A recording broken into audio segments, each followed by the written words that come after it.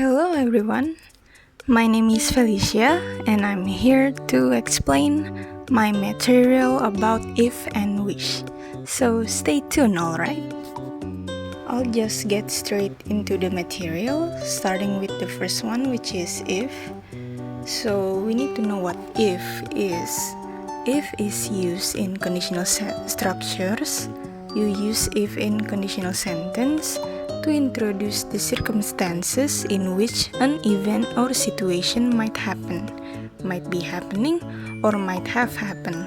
So overall, if is used mostly to describe situations that you're in.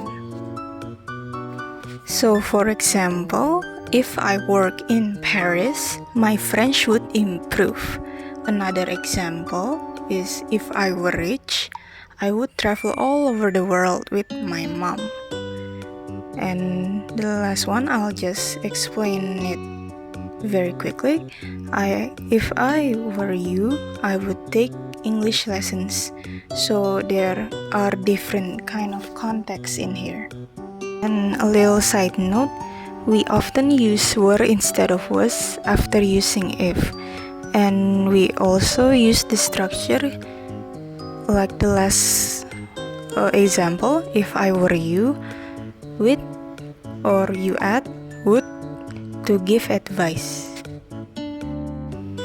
Moving on to the functions, we often use if to introduce possible or impossible situations or conditions, and then we can also from fixed expressions we can refer to what object or context. We can talk about surprising or extreme situations, and lastly we use if to introduce reported yes or no questions, or just questions in general with or. And this is a bit of a glance from the if conditional sentence formula with 3 kinds of situation, which is true in the present or future, untrue in the present or future, and untrue in the past. Moving on, where can we find this expression used? The first one being talking about the future, like in a regular conversation, you mention events that might happen, might be happening, or might have happened. And the second one is a questions expression. You're questioning about maybe when you talk to someone, you talk about feeling unsure about something, or just when we talk about hypothesis, so it's more like a what if example, like what if I were a bird, or what if I played a guitar, and anything like that. And the last one is express wish or desire, especially the one that cannot be fulfilled. And this is the conversation at the if expression. Moving on to the second section, which is the wish part. It means a desire or hope for something to happen.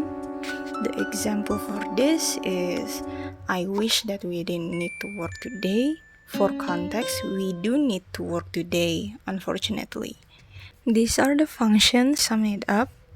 The first one being expressing something that is unreachable, and the second one being talk about wishes in the present, future, or past. You can find this expression when you have a deep conversation with someone, or maybe a heavier topic in general, and you usually can say this expression can find this expression at a celebration, on like a birthday party or a farewell party, like I wish you the best, or I wish you good luck on your journey, and anything like that.